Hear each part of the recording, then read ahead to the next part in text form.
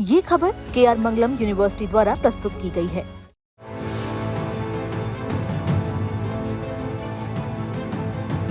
एक राष्ट्रपति, एक अंधेरी बंद कार, पिछली सीट और सामने बैठा वो व्यक्ति जिसे ईरान का सबसे ताकतवर इंसान बताया जा रहा है।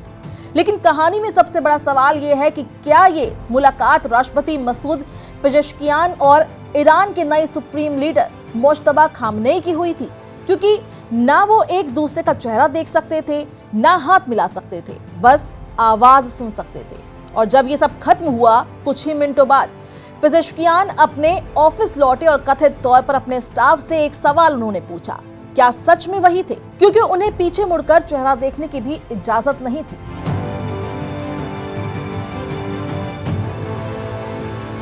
आज इस वीडियो में हम बात करेंगे ईरान की राजनीति के उस रहस्य की जिसने दुनिया का ध्यान अपनी तरफ खींच लिया है।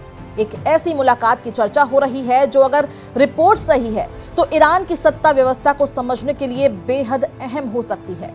कहा जा रहा है कि हाल ही में ईरान के राष्ट्रपति मसूद पेजेश्कियान ने देश के सर्वोच्च नेता अयातुल्ला मुज्तबा खामनेई से मुलाकात की। लेकिन यह मुलाकात किसी भव्य सरकारी भवन में नहीं हुई, कैमरों के सामने नहीं हुई और ना ही इसकी कोई तस्वीर या वीडियो सामने आया। रिपोर्ट के अनुसार ये मुलाकात एक बंद और टिंटेड शीशों वाली कार में हुई।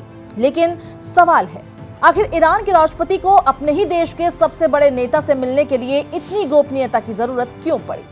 इस कहानी को समझने के लिए हमें थोड़ा पीछे जाना होगा। ईरान के सर्वोच्च नेता का पद देश की राजनीति का सबसे शक्तिशाली पद माना जाता है। राष्ट्रपति सरकार चलाते हैं, लेकिन अंतिम फैसलों में सुप्रीम लीडर की भूमिका बेहद महत्वपूर्ण होती है। मीडिया रिपोर्ट के अनुसार अयातुल्ला अली खामनेई की मौत के बाद उनके बेटे मुज्तबा खामनेई को नया सर्वोच्च नेता चुने जाने की खबरें सामने आई। लेकिन इसके बाद से एक सवाल लगातार चर्चा में रहा, मुज्तबा खामनेई सार्वजनिक रूप से दिखाई क्यों नहीं दे रही हैं? ईरान के इतिहास में हर सुप्रीम लीडर ने देश को संबोधित किया, भाषण दिए और सरकारी कार्यक्रमों में भी वो नजर आए।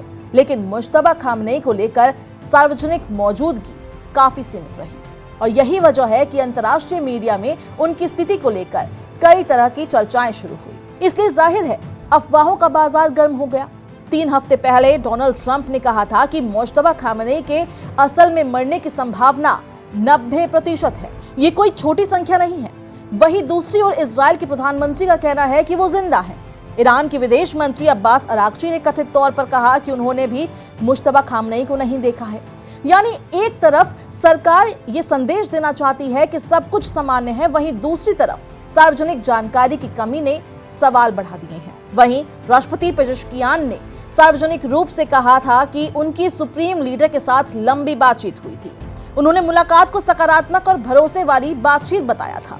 ईरान के 2 सीनियर अधिकारी, 2 बिल्कुल अलग अलग कहानियां, एक ही आदमी के बारे में, एक ही हफ्ते में।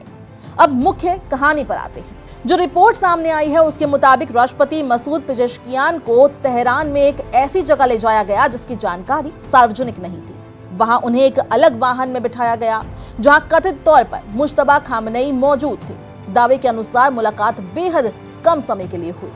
राष्ट्रपति को कथित तौर पर न हाथ मिलाने दिया गया और न ही चेहरा देखने का मौका मिला। और यहीं से सबसे बड़ा सवाल खड़ा हुआ, क्या ये सिर्फ सुरक्षा व्यवस्था थी या फिर इसके पीछे कोई और वजह थी? हालांकि इस पूरी घटना की स्वतंत्र पुष्टि नहीं हुई है और अलग अलग पक्षों के दावे अलग अलग हैं। कुछ रिपोर्ट में कहा गया कि राष्ट्रपति पेजेश्कियान ने बाद में अपने सहयोगियों से ये पूछा कि क्या वो वास्तव में मुज्तबा खामनेई से मिले थे, लेकिन ईरानी अधिकारियों की तरफ से इस तरह के दावों को खारिज किया गया है। अब सवाल आता है, क्या ईरान की सत्ता के अंदर वास्तव में कोई संकट है या फिर ये केवल सुरक्षा कारणों से अपनाई गई रणनीति है? ईरान जैसे देश में सुरक्षा हमेशा एक बड़ा मुद्दा रहा है, खासकर तब जब देश लंबे समय से अमेरिका और इजराइल जैसे देशों के साथ तनाव में है। ईरानी सरकार समर्थक मीडिया ने भी नेता की गोपनीयता को सुरक्षा कारणों से जोड़ने की कोशिश की है। उनका कहना है कि किसी भी ऑडियो या वीडियो से विदेशी एजेंसियां उनकी लोकेशन या स्वास्थ्य से जुड़ी जानकारी हासिल करने की कोशिश कर सकती है। लेकिन आलोचक सवाल उठाते हैं कि दुनिया की एक बड़ी क्षेत्रीय शक्ति का सर्वोच्च नेता अगर लंबे समय तक सार्वजनिक रूप से दिखाई नहीं देता तो इससे पारदर्शिता को लेकर सवाल उठना स्वाभाविक है और यही इस पूरी कहानी का सबसे बड़ा मुद्दा है। ये सिर्फ एक कार में हुई कथित मुलाकात की कहानी नहीं है।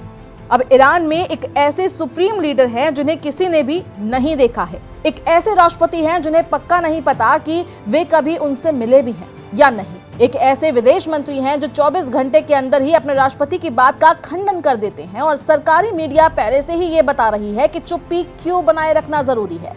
लेकिन राज हमेशा छिपे नहीं रह सकते और कभी न कभी किसी फोटो, रिकॉर्डिंग या इस्तीफे के जरिए ये सच सामने आ जाएगा कि असल में ईरान चला कौन रहा है। इस पूरे मामले में आपकी क्या राय है, हमें कमेंट बॉक्स में जरूर बताएं।